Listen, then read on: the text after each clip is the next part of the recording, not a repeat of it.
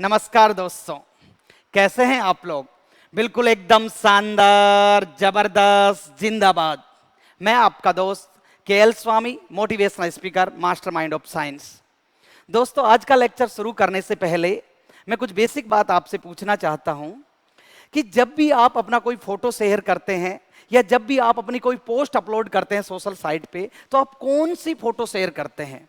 मेरे ख्याल से आप हो या मैं हूं, हम सबसे बेस्ट वर्जन अपलोड करते हैं। तो आपसे क्वेश्चन है कि जब हम एग्जाम में बैठते हैं तब हम हमारा बेस्ट क्यों नहीं देना चाहते, तब हम पूरी तैयारी के साथ उपस्थित क्यों नहीं होते। तो दोस्तों, लाइफ में याद रखिए, आगे से आपकी प्रिपरेशन ऐसी होनी चाहिए, आपका कॉन्फिडेंस ऐसा होना चाहिए कि जब भी आप एग्जाम में बैठो दोस्तों, आपको लगना चाहिए यार इस बार तो एग्जाम में फोड़ दूंगा। आपके एटीट्यूड से ये दिखना चाहिए कि हाँ, ये बंदा इस बार तैयारी पूरी करके आया है। It's your attitude that determine what you are. और टाइम से कमिटमेंट करो, अपने आप से कमिटमेंट करो।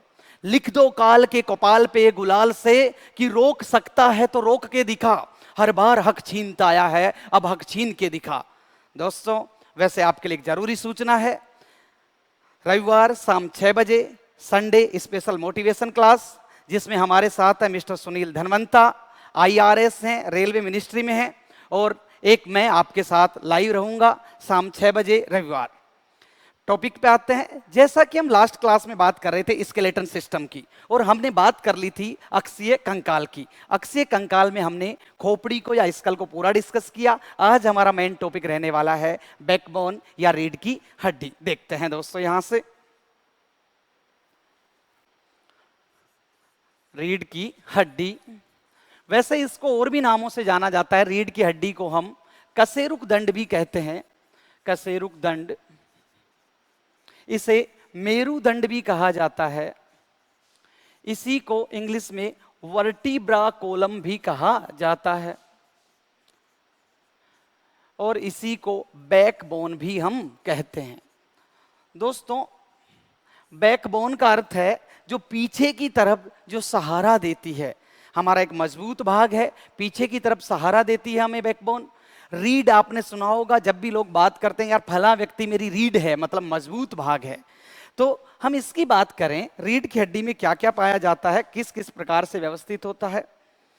याद रखें, रीढ़ की हड्डी कुछ छोटी छोटी हड्डियों से मिलके बने होती है। कुछ इस प्रकार की छोटी छोटी हड्डियां रीढ़ की हड्डी में पाई जाती हैं। इन छोटी छोटी हड्डियों को कशेरुका कहा जाता है। रीढ़ की हड्डी में पाई जाने वाली इन छोटी छोटी हड्डियों को कशेरुका या मेरु या वर्टिब्रा कहा जाता है। और इन छोटी छोटी कशेरुकाओं के जुड़ने से एक डंडे जैसी रचना बन जाती है, एक कोलम का निर्माण हो जाता है। इस कोलम को, इस पूरे कोलम को कशेरुक दंड, कशेरुक दंड, मेरुदंड या वर्टिब्रा कोलम कहा जाता है, कोलम कहा जाता है। और इन कशेरुकाओं के अंदर दोस्तों छेद पाया जाता है। इन कशेरुकाओं के अंदर एक छेद पाया जाता है। और इस पूरे कोलम की हम बात करना चाहें, अगर यहाँ से पूरे कोलम की हम बात करना चाहें, तो इस छेद से दोस्तों एक नाल, एक नलिका जैसी रचना बन गई। तो इस छेद को कहा जाता है न्यूरल केनाल। इस छेद की हम बात करें, इसे कहा जाता है न्यूरल केनाल। इसे टिपिकल हिंदी की हम बात करें, इसको तंत्रिका नाल कहा जाता है। क्यों भाई तंत्रिका नाल क्यों कहा इससे? दोस्तों, इस छेद से या इस जो नली जैसी रचना है, इससे एक धागे जैसी रचना बाहर निकलती है। जैसा कि हम नाम से ही स्पष्ट करें कि हमने इसको तंत्रिका नाल कहा, क्यों कि इससे तंत्रिका तंत्र का भाग निकलता है, जिसे हम दोस्तों मेरु रज्जु या स्पाइनल कॉर्ड कहते हैं, स्पाइनल कॉर्ड कहते हैं। सावधान, इन कशेरुकाओं के बीच से होता हुआ एक धागे, या संस्कृत में धागे को कहते हैं रज्जु या रस्सी, रस्सी समान रचना निकलती है, जिसे मेरु रज्जु या स्पाइनल कॉर्ड कहते हैं। याद रहे, मेरुदंड यहां पे अलग चीज है, मेरु रज्जु अलग चीज है। इन हड्डियों से बनी हुई इस कोलम या डंडे जैसी रचना को तो क्या बोला, मेरुदंड। तो मेरुदंड किसका भाग हो गया, कंकाल तंत्र का भाग हो गया। और मस्तिष्क का परिवर्धित रूप, हमारे मस्तिष्क से एक धागे जैसी रचना बाहर निकलती है, इसे हमने क्या बोल दिया, मेरु रज्जु या स्पाइनल कॉर्ड। तो दोनों में डिफरेंस आपको बिल्कुल स्पष्ट नजर आ रहा होगा। यहां से हम बात करना चाहें इन कशेरुकाओं के बीच में, इन कशेरुकाओं के बीच में ऐसे एक उपास्थि नुमा एक गद्दी जैसी संरचना पाई जाती है, एक उपास्थि नुमा संरचना पाई जाती है जिसे हम बोलते हैं डिस्क या छल्ले। क्या बोलते हैं, डिस्क या छल्ले। किसके बने होते हैं, उपास्थि के बने। याद रहे, कशेरुकाओं के मध्य क्या पाए जाते हैं, डिस्क या छल्ले। आपने सुना होगा स्लिप डिस्क वगैरह की प्रॉब्लम आपने सुनी होगी, तो ये बात हम यहां से कर सकते हैं। वन बाई वन हम बात करते हैं। रीढ़ की हड्डी कुछ छोटी छोटी हड्डियों से मिलकर बनी होती है, जैसा कि हमने पहले ही देखा था। वयस्क मनुष्य में कितनी थी, 26। रीढ़ की हड्डी में कितनी हड्डियां पाई जाती हैं, 26। तो इन 26 कशेरुकाओं से मिलके कौन बनी होती है, रीढ़ की हड्डी। इन कशेरुकाओं के मिलने से जो डंडे जैसी रचना बनी उसे कशेरुक दंड, मेरुदंड या वर्टिब्रा कोलम या रीढ़ की हड्डी हमने कहा। इसके अंदर जो नलिका जैसी रचना को क्या कहा, तंत्रिका नाल कहा हमने, या न्यूरल केनाल कहा। और इसमें तंत्रिका तंत्र का एक भाग या एक धागे जैसी रचना निकलती है जिसे स्पाइनल कोड या मेरु रज्जु कहा जाता है। मैं इस बात को आपको डायग्राम से भी स्पष्ट कर देता हूं।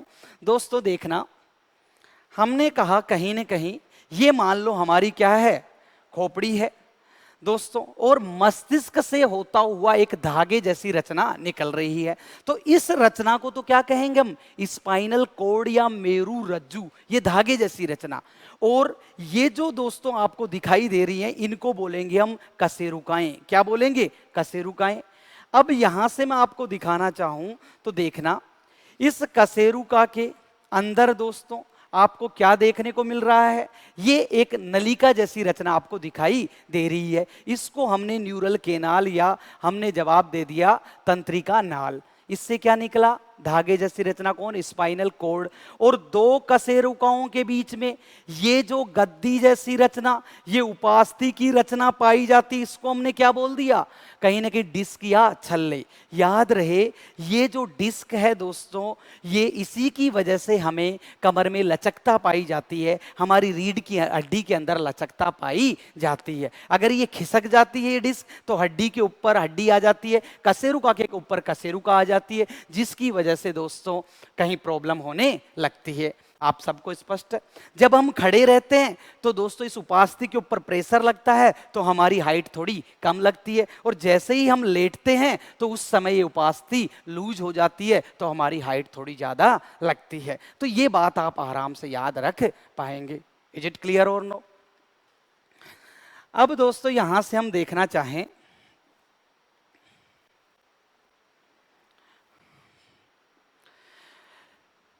हम यहां से बोल सकते हैं कि हमने देखा एक तो होता है मेरुदंड। क्या होता है, मेरुदंड। एक होता है मेरु रज्जु। दोस्तों इनके अन्य नाम भी हैं। मेरुदंड को तो हमने क्या कह दिया, रीढ़ की हड्डी या वर्टिब्रा कोलम। इसको तो इंग्लिश में क्या कहते हैं, वर्टिब्रा कोलम। देखो, दंड मेरुदंड बोल दूं या कशेरुक दंड बोल दूं, एक ही बात है। तो ये तो किसका भाग हो गया, कंकाल का भाग। किसका भाग है, कंकाल का भाग है। और हम यहां से बात करना चाहें, मेरु रज्जु क्या थी, रस्सी जैसी संरचना, कहां से निकली थी, मस्तिष्क या तंत्रिका तंत्र से। तो ये किसका भाग है, मेरु रज्जु या स्पाइनल कोड किसका भाग है, हम बात करें तंत्रिका तंत्र या नर्वस सिस्टम का भाग है, तंत्रिका तंत्र का भाग है। डन है। अब हम यहां से बात रखना चाहें दोस्तों, ये चीज मैं आपको बताऊंगा, एनिमल डाइवर्सिटी, जंतुओं के वर्गीकरण में मैं आपको बताऊंगा कि जिन जीवों में कशेरुकदंड पाई जाती है उन जीवों को कहा जाता है कशेरुकी। क्या कहा जाता है, कशेरुकी। और जिन जीवों में कशेरुका नहीं पाई जाती उनको क्या बोला जाता है, अकशेरुकी। तो ये बात हम वहां पे करेंगे। इनको वैसे इंग्लिश में वर्टिब्रेट और ए वर्टिब्रेट की भी हम बात करेंगे, वर्टिब्रेट और ए वर्टिब्रेट, है वर्टिब्रेट की हम वहां पे बात करेंगे। हम बात करें जिन जीवों में मेरु रज्जु ये पाई जाती है, कोर्ड पाई जाती है दोस्तों, उनको कहा जाता है रज्जु की। क्या कहा जाता है? रज्जु की। और जिनमें नहीं पाई जाती उनको क्या कहा जाता है? अरज्जु की। क्या कहेंगे हम? अरज्जु की। तो ये कोर्डेटा और नॉन कोर्डेटा की भी बात हम कहां पे करेंगे दोस्तों? एनिमल डाइवर्सिटी में। लेकिन उस समय आपको याद रखना है कि ये क्या चीज होती है। रीढ़ की हड्डी क्या चीज है, या कशेरुक दंड क्या है, और मेरु रज्जु क्या है, इन दोनों को आपको स्पष्ट स्पष्ट याद रखना चाहिए। इज इट क्लियर और नो? तो ये बात हम यहां से कर सकते हैं। इन बातों को जो अभी मैंने बोली इनको दोस्तों मैं एक बार आपको पीपीटी के फॉर्म में दिखा देता हूं। याद रहे, हमारी रीढ़ की हड्डी जिन छोटी छोटी हड्डियों से मिलकर बनी होती है उनको कशेरुका, मेरु, या इनको क्या बोला था? वर्टिब्रा कहा जाता है। ये हम बोल सकते हैं। इसकी एक वर्टिब्रा की रियल संरचना की बात करूं तो रियल संरचना कुछ ऐसी होती है। ये कौन है? वर्टिब्रा है। इनके बीच में जो छेद कौन है? तंत्रिका नाल है। ये हम यहां पे बात कर लेंगे। डन है। कशेरुकाओं से बने इस डंडे जैसी संरचना को मेरुदंड, कशेरुक दंड या रीढ़ की हड्डी कहते हैं। तो ये भी जानकारी आप ले सकते हैं। अब हम यहां से बात करना चाहें दोस्तों, जैसा कि अभी अभी मैंने बोला मेरु रज्जु या कशेरुक रज्जु किसका भाग है? अगर रज्जु की हम बात करना चाहें तो दोस्तों रज्जु या रस्सी जैसी रचना तो किसका भाग है? तंत्रिका तंत्र का, नर्वस सिस्टम का। और मेरुदंड की हम बात करना चाहें तो ये किसका भाग है? कंकाल तंत्र का भाग है। तो ये बात भी हम यहां से कर सकते हैं।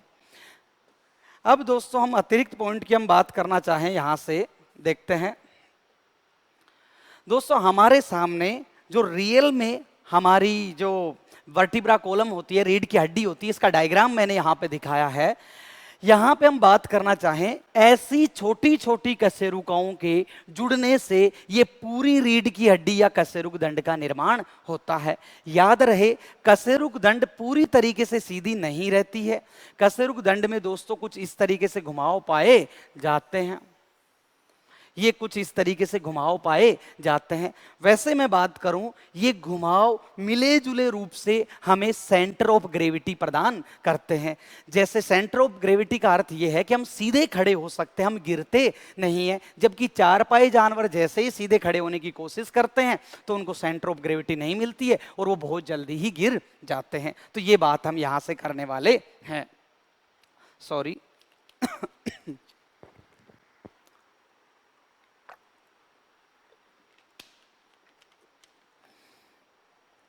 अब यहां से हम देखें तो दोस्तों हमने कहा ये इस तरीके से 26 कशेरुकाओं से मिलकर हमारी रीढ़ की हड्डी बनती है। टोटल नंबर ऑफ बोन्स कितनी है?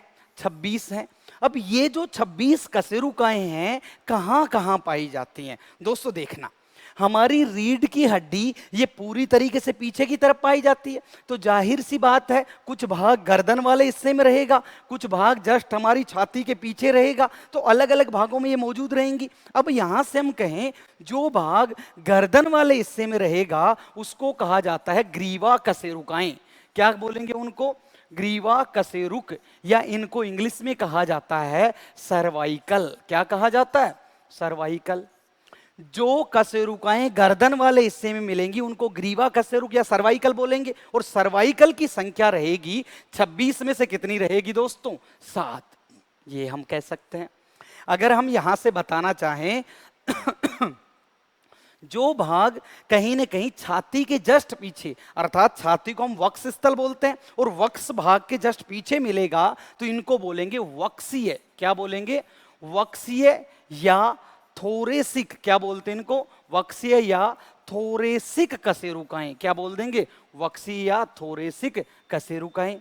अगर इनके नंबर की बात की जाए तो वक्षीय या छाती वाले भाग में, थोरेसिक वाले भाग में जो ये कशेरुकाएं हैं इनकी संख्या कितनी होगी? 12 होगी। फिर हमने कहा कमर वाले भाग की हम बात करना चाहें तो कमर वाले भाग में दोस्तों यहां से हम देखें, कमर वाले भाग को कहा जाता है वैसे लंबर। क्या बोलते हैं? लंबर या कटी। कटी का अर्थ संस्कृत में कमर ही होता है, तो इनको लंबर या कटी कशेरुक कहेंगे। और इनकी संख्या कितनी होगी? 5। याद रहे, हम ये विभाजन पढ़ रहे हैं कि टोटल ये जो 26 कशेरुकाएं हैं रीढ़ की हड्डी में कहां कहां मौजूद होती हैं। तो हमने कहा कुछ गर्दन वाले हिस्से में मिलेंगी, कुछ छाती के जस्ट पीछे वक्षीय भाग में, कुछ कमर वाले भाग में देखने को मिलेंगी। तो हमने देखा 7 और 12 कितना? 19 और 5 कितना? 24। अब 2 कशेरुकाएं दोस्तों लगभग श्रोणी मेखला वाले रीजन में हमें देखने को मिलेंगी। तो सबसे नीचे वाली का नाम तो क्या है? हम यहां से कहें, इसका तो नाम है कोकिक्स। कोकिक्स एक, और कोकिक्स से जस्ट ऊपर लंबर की तरफ है उसका नाम क्या है? सेक्रम। क्या नाम है? सेक्रम। तो कुल मिला के हम यहां से कह सकते हैं कि इस तरीके से 26 कशेरुकाओं का वर्गीकरण हमने देखा। फिर से आप देख लें, गर्दन वाले हिस्से में ग्रीवा, छाती वाले हिस्से में वक्षीय या थोरेसिक, संख्या कितनी? 12। लंबर या कमर वाले हिस्से में 5, सैक्रम और फिर कोकिक्स। तो ये हैं हमारी टोटल कशेरुकाएं, इनकी हम बात यहां से कर सकते हैं। चलो देखते हैं। दोस्तों यहां से अगर मैं थोड़ा सा स्पष्ट करना चाहूं, ये बातें आपको याद ही रखनी है, थोड़ा सा मैं अगर और आपको बताना चाहूं तो दोस्तों देखते हैं। देखते हैं यहां से, ये जैसे भाग कौन सा है? ग्रीवा वाला भाग है। यहां पे हमने देखा एक ग्रीवा वाला भाग है, जैसे मैंने आपको बता दिया। और यहां पे कितनी कशेरुकाएं हैं? ग्रीवा वाले भाग में 7। इनको क्या बोला था? सर्वाइकल या ग्रीवा कशेरुक। संख्या कितनी थी इनकी? 7 है। हम यहां से बात करें थोरेसिक वाले भाग में, कितनी बातें की हैं थोरेसिक वाले भाग में? थोरेसिक वाले भाग में 12। थोरेसिक बोल दें या वक्षीय बोल दें, साथ के साथ याद करते हुए चलो, ये पूरी बातें हमने की हैं। वक्षीय कशेरुक। इससे जस्ट नीचे कमर वाला जो भाग है, कमर वाले भाग को हमने क्या बोला था? कटी। इसको क्या बोला था? कटी। इसमें संख्या कितनी थी? 5। कटी या लंबर में कितनी रहेंगी दोस्तों? 5। और सबसे नीचे वाली जो 2 कशेरुकाएं हैं, एक का नाम क्या था? सेक्रम, और एक का नाम क्या था दोस्तों? यहां से कोकिक्स। क्या नाम था? कोकिक्स। ये बात हम कर सकते हैं। तो ये थी टोटल 26 कशेरुकाएं। डन है। यहां से 1-2 क्वेश्चन और पूछे जाते हैं, इस वजह से यहां से मैं थोड़ा सा स्पष्ट कर देता हूं। सबसे नीचे वाली का नाम तो क्या है दोस्तों? कोकिक्स है। और इससे जस्ट ऊपर वाली की मैं बात करूं तो इसका नाम क्या है दोस्तों? सैक्रम है। ये हम देखते हैं। सबसे नीचे वाली जो कोकिक्स है, इसको पुच्छ कशेरुक भी कहा जाता है। क्या कहा जाता है? पुच्छ कशेरुक। और जैसा कि आपको पता है कि मनुष्य में जो पूंछ होती है वो नहीं पाई जाती, तो ये पुच्छ कशेरुक हमारे अंदर कैसी है? अवशेषी है।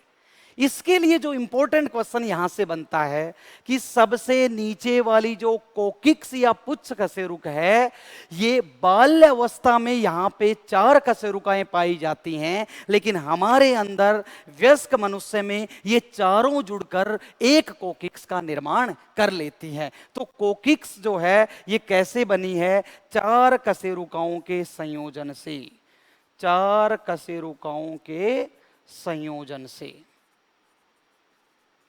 और ऐसे ही हम बात करें, जो ऊपर वाली जो है इसको क्या बोलते हैं? सेक्रम। क्या बोलेंगे हम? सेक्रम। तो जो सेक्रम है ये कैसे बनती है दोस्तों? 5 कशेरुकाओं के संयोजन से। संयोजन से। तो मेरे ख्याल से आप इस बात को याद रख पा रहे होंगे। इज इट क्लियर और नो? याद रहे दोस्तों, आपसे क्वेश्चन पूछा जाएगा। देखिए, आपसे क्वेश्चन पूछा जाए कि वयस्क मनुष्य में, ठीक से सुनना, वयस्क मनुष्य में कशेरुकाओं की संख्या है, कशेरुकाओं की संख्या है, तो हमें जवाब देना है कितना? 26। जाहिर सी बात। बाल्यावस्था की पूछा जाए, बाल्यावस्था में कशेरुकाओं की संख्या है, कशेरुकाओं की संख्या है, तो आपको जवाब देना है कितना? 33। लेकिन आपसे डायरेक्टली पूछ लिया जाए, डायरेक्टली सिर्फ इतना कह दिया जाए कि मनुष्य में कशेरुकाओं की संख्या है, तब भी आपको जवाब क्या देना है? 33 देना है। देखो 26 हम जवाब कब देंगे? जब वयस्क मनुष्य में पूछेगा। डायरेक्टली पूछे या बाल्य अवस्था में पूछे तो हम कितनी बोलेंगे? 33। और अभी अभी मैंने आपको यहां पे स्पष्ट किया है। क्या स्पष्ट किया है? कि यहां से अगर मैं बात करना चाहूं, जैसे हमने बोला कि जैसे बाल्य अवस्थाओं में कितनी थी? बाल्य अवस्था में 33 थी, और वयस्क में कितनी होगी? 26 है। तो ये ऐसा क्यों हुआ है? आपको पता है कि सैक्रम जो है वो क्या हुई है? 5 के संयोजन से कितनी बनी? 1। और कोकिक्स क्या हुआ है? कोकिक्स ये 4 के संयोजन से कितनी बनी? 1। तो हम कहेंगे कि 9 के स्थान पर वयस्क में केवल कितनी बनी? 2। अर्थात कम कितनी होगी? 7 कम होगी। तो हम कहेंगे 33 में से 7 कम कितनी होगी? 26। यहां पे हम बात कर सकते हैं। क्या क्लियर है एकदम? चलो भी, अगर हम यहां से और देखना चाहें, देखते हैं दोस्तों। हम कहें सर्वाइकल के जस्ट ऊपर क्या पाया जाता है? हमने कहा हमारी यहां पे खोपड़ी पाई जाती है। अरे गर्दन वाली कशेरुकाओं के जस्ट ऊपर कौन मिलता है? हमारी खोपड़ी देखने को मिलती है। तो ये बात हम यहां से कर सकते हैं। चलो भाई, अब इसको हम और स्पष्ट करते हैं। यहां से हम बताना चाहें कि ये हमारी खोपड़ी है, और इसके जस्ट नीचे कौन पाई जा रही है? जैसे ये कशेरुकाएं पाई जा रही हैं। यहां से मैं ऊपरी कशेरुकाओं को थोड़ा स्पष्ट करना चाह रहा हूं। हमारी खोपड़ी में जहां पे रीढ़ की हड्डी जुड़ती है, यहां पे एक बड़ा छिद्र पाया जाता है। जहां पे रीढ़ की हड्डी जुड़ती है उस जगह पे एक बड़ा छिद्र पाया जाता है, और इस छिद्र को बोला जाता है महारंध्र। क्या बोलेंगे? महारंध्र, या इसे कहा जाता है फोरामेन, फोरामेन मैग्नम। बहुत इंपॉर्टेंट क्वेश्चन है कि खोपड़ी का वो छिद्र जो जहां से अपन कहें कि हमारी मेरु रज्जु बाहर निकलती है, खोपड़ी का वो छिद्र जहां से मेरु रज्जु बाहर निकलती है, उसका नाम क्या है? फोरामेन मैग्नम, महारंध्र है। ये कौन है? खोपड़ी है। डन है क्या? अब हमसे पूछा जाए कि खोपड़ी कौन सी कशेरुका के ऊपर टिकी रहती है, इस बात के लिए अगर क्वेश्चन पूछा जाए तो इस कशेरुका का नाम क्या होता है? एटलस। क्या नाम रहता है? एटलस। सबसे ऊपरी कशेरुका का नाम क्या है? सबसे ऊपरी, सबसे ऊपरी जो कशेरुका है उसका नाम क्या है? एटलस। एटलस के जस्ट नीचे कौन पाई जाती है? एक्सिस। कौन पाई जाती है? एक्सिस पाई जाती है। ये भी हम बोलेंगे। देखिए, एटलस और एक्सिस से रिलेटेड 2 क्वेश्चन और पॉसिबल हैं। इनको भी अगर हम यहां पे स्पष्ट करना चाहें तो दोस्तों देखना एक बार। ये हमारी क्या है? खोपड़ी है, और मान लो ये सबसे ऊपरी क्या बना दी मैंने? ये सबसे ऊपरी कशेरुका एटलस बना दी, और इसके जस्ट नीचे कौन पाई जाएगी? एक्सिस। होता क्या है दोस्तों, ठीक से सुनना इस बात को। यहां से मैं आपको थोड़ा समझाने की कोशिश करूंगा। मान लो ये क्या है? खोपड़ी है, और ये कौन है? सबसे ऊपरी कशेरुका, जिसको हम क्या बोल सकते हैं? एटलस। तो एटलस के ऊपर हमारी जो खोपड़ी है ये टिकी रहती है। अब जब हमारी को खोपड़ी को घूमना होता है, जैसे अभी मैं दाएं बाएं घूम रहा हूं, तो जब खोपड़ी को घूमना होता है तो उस समय खोपड़ी यहां एटलस वाले भाग से नहीं घूमती है। एटलस और खोपड़ी तो यहां पे, एटलस के ऊपर तो खोपड़ी टिकी हुई है, तो घूमती कहां से है? एटलस के जस्ट नीचे वाली कशेरु का नाम क्या है? एक्सिस। और एक्सिस से एक प्रवर्ध बाहर की तरफ निकला रहता है, तो ये प्रवर्ध यहां पे निकला हुआ है।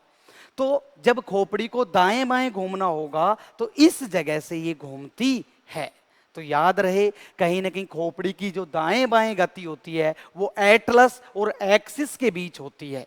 क्या आप समझ पा रहे हैं इस बात को? तो दोस्तों बहुत इंपॉर्टेंट पॉइंट है। हम कहें ये कौन है? खोपड़ी है, ये कौन है? एटलस है। ये कौन है? एक्सिस है। और ये बीच में क्या है? इसका परवर्ध है। खोपड़ी की दाएं बाएं गति कहां से संभव है? दाएं बाएं गति की हम बात करें, दाएं बाएं गति, दाएं बाएं गति किससे? एटलस व एक्सिस के बीच, एक्सिस के बीच। ये हम बात कर सकते हैं यहां से। डन है। अब एक पॉइंट जो आपके सिलेबस से हटके है दोस्तों, आपने सुना होगा जुडिशियल हैंगिंग। जब भी न्यायिक फांसी दी जाती है तो जज फांसी देते समय अपनी पेन की नोक तोड़ देता है। उसका एक बहुत ही साइंटिफिक रीजन है। जैसे ही वो फांसी के बारे में लिखते हैंग टिल डेथ, इतना लिखते पेन की नोक तोड़ देता है। ऐसा क्यों करता है? उसके पीछे का एक रीजन है दोस्तों। उस नोक तोड़ने का अर्थ है कि जब फांसी दी जाए तो उस व्यक्ति का ये परवर्ध तोड़ दिया जाए। क्या होगा भाई इस परवर्ध के टूट जाने से? दोस्तों जाहिर सी बात है, देखिए ऊपर कौन है? खोपड़ी है। और खोपड़ी में कहीं ना कहीं हम बात करें, एक बहुत ही कोमल अंग होता है दोस्तों। कौन रहता है खोपड़ी के अंदर? कौन सुरक्षित है हमारे कपाल में? मस्तिष्क है। तो जैसे ही ये परवर्ध टूटता है, मैं आपको बता दूं कि जैसे ये ऊपर कौन है? खोपड़ी है, मस्तिष्क है इसके अंदर, और ये कौन है? एटलस, और नीचे कौन है? एक्सिस। और जैसे ही फांसी दी जाती है तो उस समय ये परवर्ध टूट जाता है, और ये परवर्ध टूटने के बाद सीधा ऊपर एंटर करता है और हमारे मस्तिष्क के बहुत महत्वपूर्ण भाग मेडुला ओम्ब्लोगेटा को डैमेज कर देता है, जो समस्त जैविक क्रियाओं पर नियंत्रण करता है। और जैसे ही मेडुला नष्ट होता है तुरंत डेथ हो जाती है। ये इसका रीजन है। इसी वजह से जब फांसी दी जाती है उस समय क्या होता है, कोई भी ऐसे नहीं बोलता है कि फांसी दे दो भाई, ऐसा नहीं बोलता।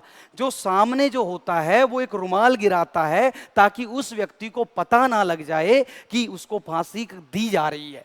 अचानक से उसको फांसी दी जाती है, और जैसे ही अचानक से फांसी दी जाती है तो उसका ये परवर्ध टूट जाता है और उसकी तुरंत डेथ हो जाती है। तो न्यायिक फांसी में इस चीज का रोल है। अतिरिक्त जानकारी मैंने आपको दे दी। एक चीज और, हमने बोला एटलस की दाएं बाएं गति होती है।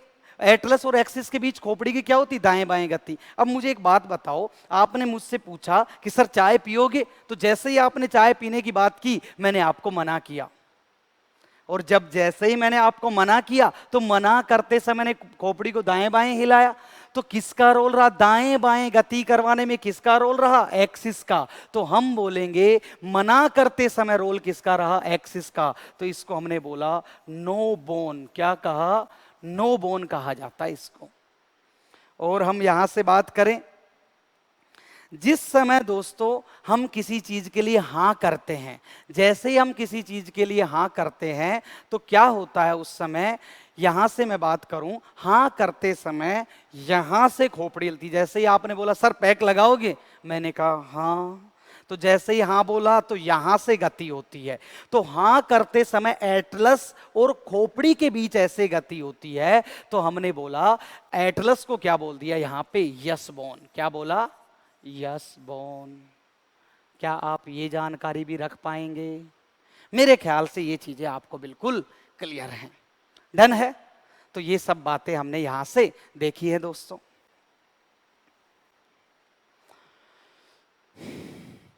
जैसा कि हमने ये डायग्राम देखा था, अब यहां से दोस्तों हम विवरण के ऊपर आते हैं। हमने देखा रीढ़ की हड्डी में जो टोटल कशेरुकाओं की संख्या होती है वो कितनी होती है दोस्तों? 26 होती है। ग्रीवा या सर्वाइकल भाग में अपन देखें तो दोस्तों कितनी होती थी? 7। थोरेसिक वक्सीय में 12। कटी लंबर में कितनी? 5। सैक्रम कितनी? 1। कोकिक्स कितनी? 1। ये चीजें भी हम यहां से ध्यान रखेंगे।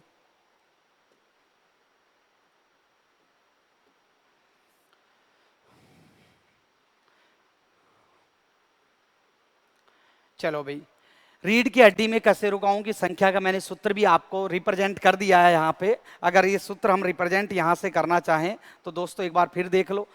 सर्वाइकल 7, थोरेसिक 12, लंबर 5, सैक्रम 5 के जुड़ने से 1 और कोकिक्स 4 के जुड़ने से 1। ये जानकारी भी हम यहाँ से रख सकते हैं। इज इट क्लियर और नो?